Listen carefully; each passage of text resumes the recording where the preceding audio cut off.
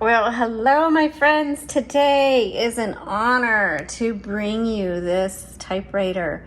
This is a 1967 Adler J4. And I love typing on Adlers. We don't get them very often. So let's jump right on in and I'll start showing you how to use this guy. Sha-na-na-na-na-na-na, sha-na-na-na-na.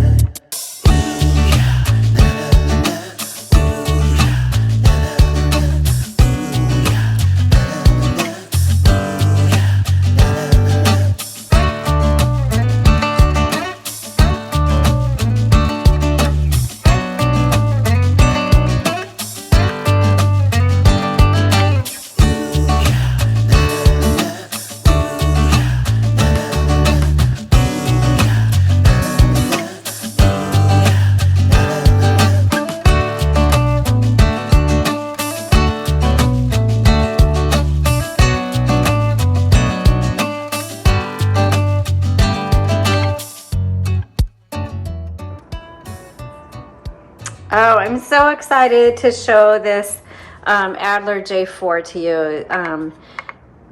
I'm a huge fan of Adlers, and they're so smooth, so well built, very similar to Olympias in terms of the feel.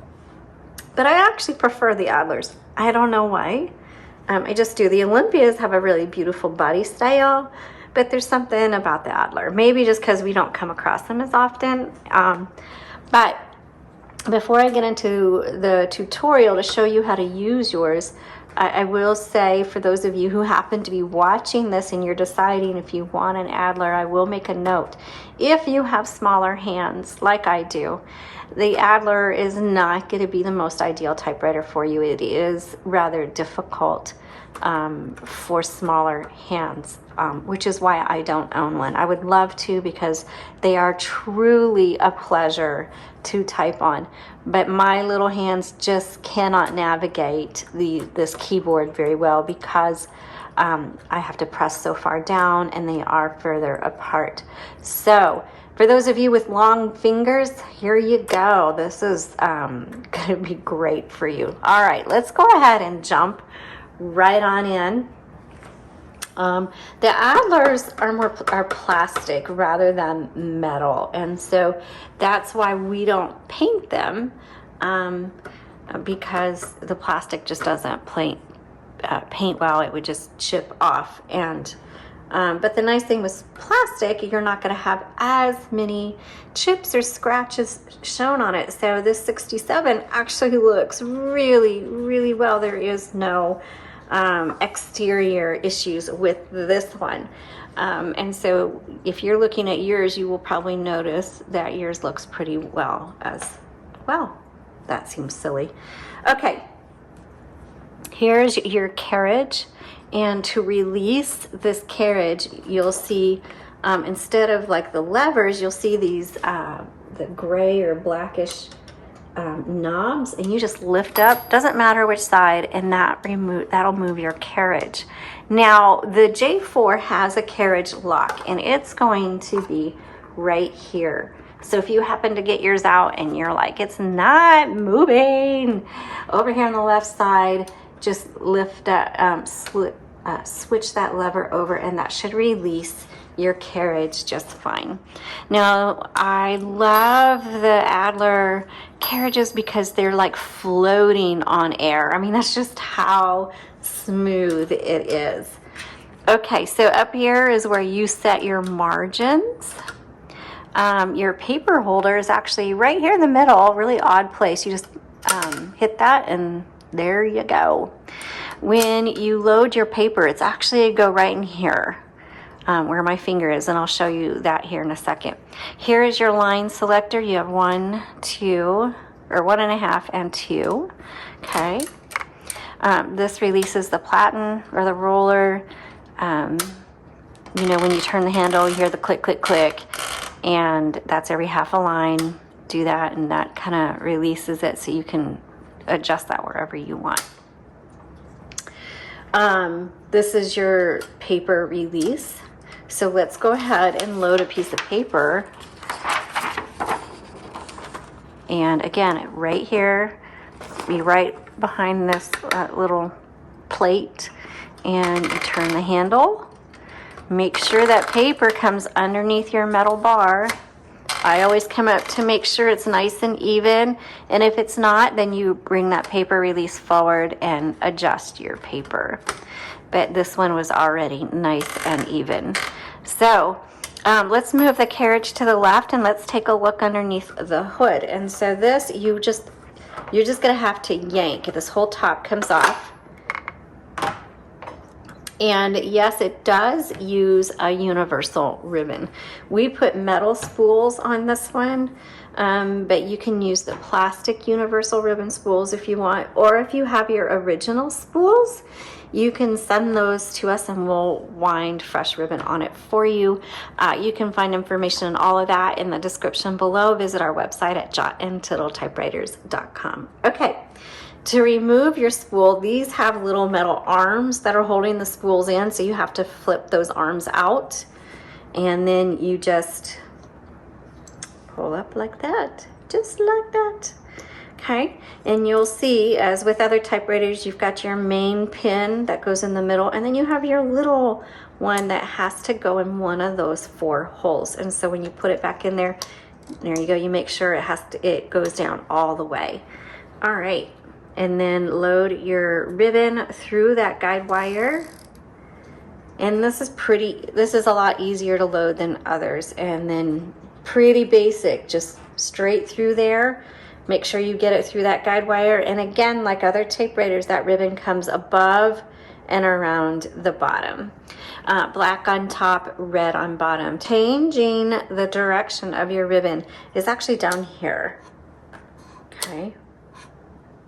So that way, and then you'll just see 2 little metal bars. There's one there, push that over. Now you change the ribbon. And then there you go. So it's on either side. And so you can't like reach the bar on this side because you have to switch it on this side. So that is where it is. Now this plus and minus has to do with the tension on here, so it determines how hard these type bars will strike your paper. And so you can just kind of adjust that to your liking. All right, let's just snap our hood or cover back on. There you go, nice and easy. Down here, this is your tab set. So the plus means you press down for plus. That means you're setting a tab. The minus says you're clearing a tab. So let's go up here and take a look at that. Let's see what we have set. So we have a tab here, so we want to clear that.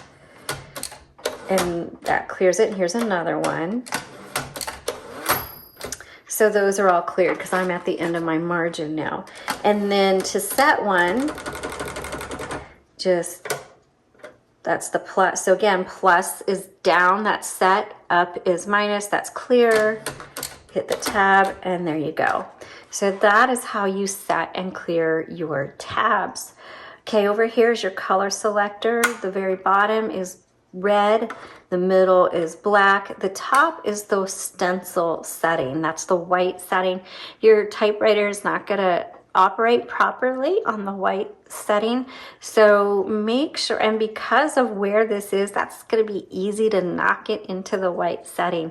So if you're typing and something or you get on it and it's just not typing right, there's always 2 things to check. 1, reverse the direction of your ribbon, and 2, make sure your color selector is not on the white stencil setting. Okay, so backspace, remember backspace does not erase. And then margin release, how that works is when you get to the end of your margin, let's bring my margin in a little bit more. That bell is going to go off and then everything's going to stop on you. So when you are, and so now it's stopped on me, hit the margin release.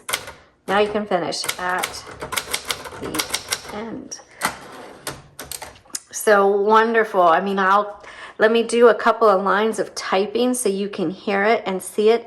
Like I said, even though my hands are smaller, this is such a pleasure to type. But I do have to kind of henpeck it just because my fingers aren't strong enough. So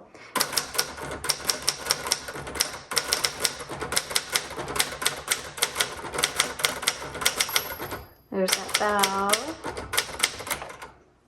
Margin release. Oops, I forgot my G.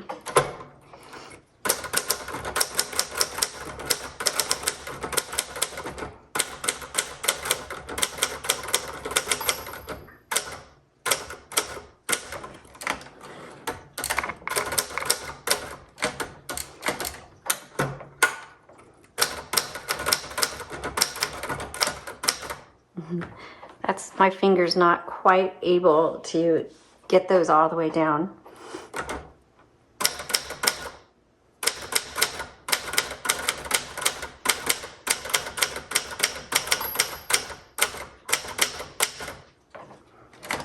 So that is how it looks, how it sounds.